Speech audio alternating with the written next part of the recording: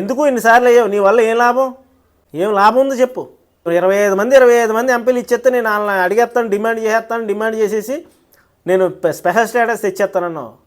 22 మంది ఎంపీలు ఇచ్చారు. ఏం చేసావు? వెళ్ళి మోడీ గారు వస్తే మోడీ గారు కాళ్ళకి దండం పెడుతున్నావు, పెద్దోడని చెప్పి. పెద్దోడని పెడతావు నువ్వు, కాలు పట్టుకొని లాగేస్తావు నీకు అవకాశం ఉంటేనే.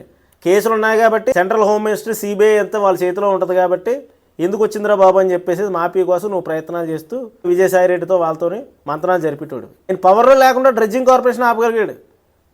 ఆయన పవర్లో లేకుండా ఒకసారి వెళ్ళి ఆయన కలిస్తే చాలు అలా హోల్డింగ్లో పడింది విశాఖ స్టీల్ ప్లాంట్ యొక్క ప్రైవేటీగా. ఈరోజు వచ్చారు 12,000 కోట్ల పైచీలకు గ్రాంట్స్ కూడా తెచ్చారు. రేపో మాపో గనులు కూడా కేటాయించేలా చేస్తాడు ఆయన. మరి నువ్వేం చేసావు?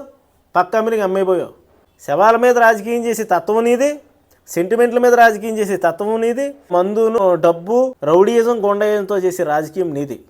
విలువలకి, నైతికతకి, సమగ్రమైనటువంటి అభివృద్ధికి, సామాజిక మార్పులకి, రాజకీయాల్లో మార్పు కోసం తన యొక్క విలాసవంతమైన జీవితాన్ని త్యాగం చేసి వచ్చినటువంటి వ్యక్తి పవన్ కళ్యాణ్ గారు. ఈయన మాటలు నమ్మే 30 సంవత్సరాలు మనం ఉంటామంటే అందరూ వెచ్చలవిడిగా రెచ్చిపోయి నోటుకు వచ్చినట్లు బూతులు మాట్లాడి ఈరోజు కటకటాలు ఫాలో అవుతున్నారు. రోజు బిక్కుమంటున్నారు. ఏ రోజు పోలీసులు వస్తారో, లేదంటే ఏ రోజు ఏ ఆఫీసర్ వచ్చి మమ్మల్ని తీసుకెళ్తాడో, మాకు సమన్లు వస్తాయి అని చెప్పేసి. అలాగే ఇప్పుడు కూడా కేడర్ చెప్తున్నారు, ఇతను ఈ పార్టీ ఉండలేదు. మీరు జగన్మోహన్ రెడ్డిని నమ్ముకొని కనుక రాజకీయాలు చేస్తే ఖచ్చితంగా మీరు అందరూ ఇబ్బంది పడతారు రేపు పొద్దున. ఎందుకంటే రానున్న రోజులంతా పవన్ కళ్యాణ్ గారితే.